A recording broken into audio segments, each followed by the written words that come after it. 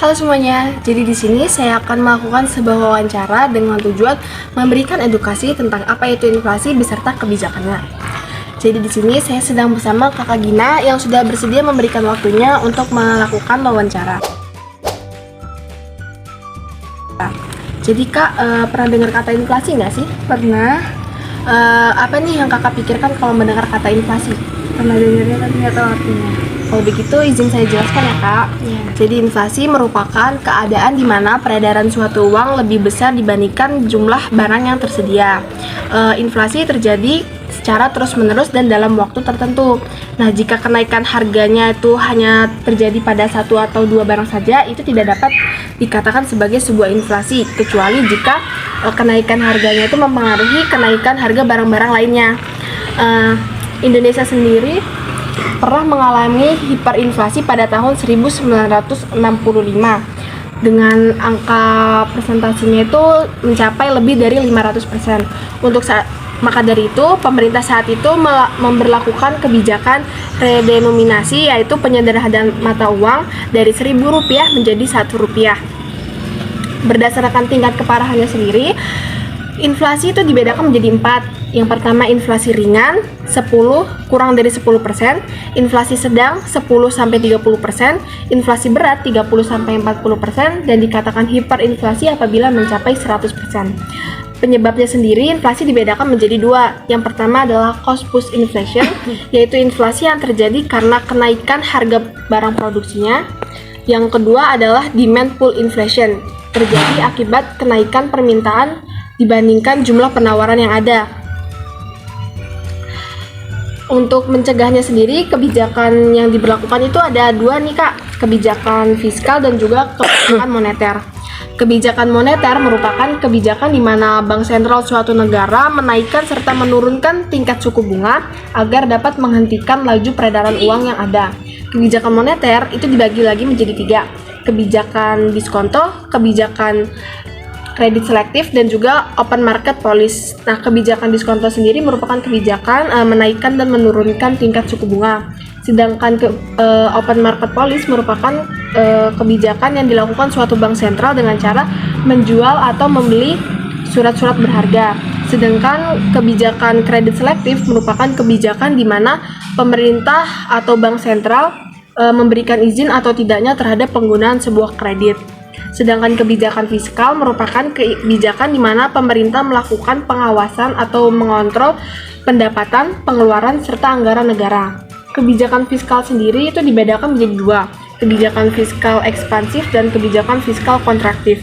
Kebijakan fiskal kontraktif merupakan kebijakan yang dilakukan pemerintah dengan cara menurunkan jumlah peredaran uang. Sedangkan kebijakan fiskal ekspansif itu dengan cara sebaliknya, dengan menaikkan jumlah uang yang beredar. Kak, jadi di sini kami sudah menyiapkan beberapa pertanyaan untuk Kakak jawab. Mohon bantuan di sini ya, Kak.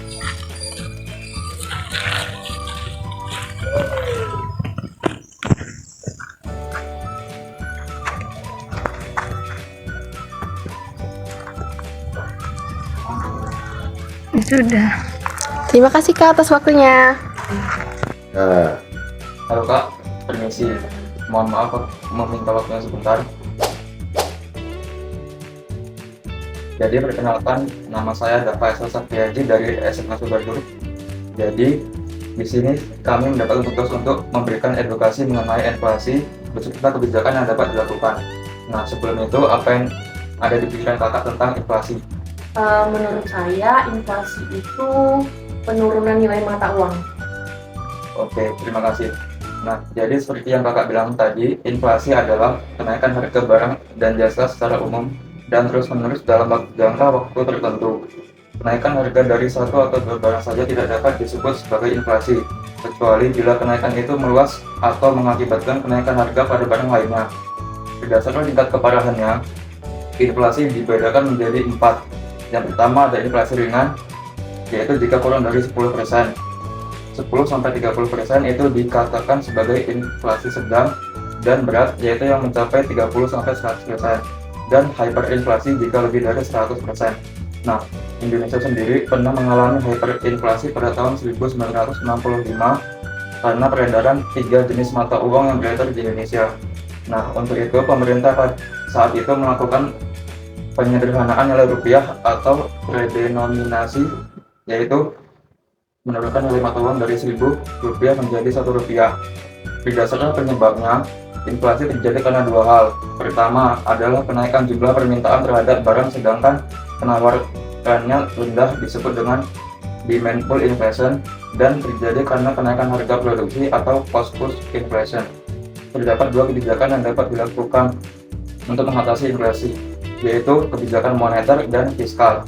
Kebijakan moneter merupakan kebijakan yang dilakukan bank sentral suatu negara dengan menaikkan dan mengurangi tingkat suku bunga untuk mengontrol jumlah uang yang beredar. Terdapat 3 kebijakan di dalamnya, yaitu kebijakan diskonto, open market policy, dan kredit selektif. Kebijakan diskonto adalah kebijakan menaikkan dan menurunkan tingkat suku bunga. Open market merupakan tindakan membeli dan menjual secara berharga untuk menekan jumlah uang yang beredar, sedangkan kredit selektif adalah kebijakan yang dilakukan oleh pemerintah dalam pemberian atau tidaknya suatu kredit. Yang kedua adalah kebijakan fiskal, merupakan kebijakan pemerintah untuk mengontrol dan mengawasi pendapatan, pengeluaran, serta anggaran dan belanja negara atau APBN dan APBD. Kebijakan fiskal dibagi lagi menjadi 2 jenis, yaitu kebijakan fiskal kontraktif dan ekspansif. Kebijakan fiskal kontraktif dilakukan untuk mengurangi jumlah uang yang beredar, sedangkan fiskal ekspansif sebaliknya, yaitu dengan menaikkan jumlah uang yang beredar. Nah, terima kasih atas waktu yang sudah diberikan. Semoga apa yang saya berikan ini dapat bermanfaat. Ya, makasih Kak. Semangat terus belajarnya. Jadi berdasarkan pertanyaan kuesioner yang telah kami berikan kepada beberapa narasumber, 90% dari 5 pertanyaan berhasil dijawab dengan benar. Untuk narasumber pertama berhasil menjawab 4 pertanyaan dengan benar, dan untuk narasumber kedua berhasil menjawab 5 pertanyaan dengan benar semua.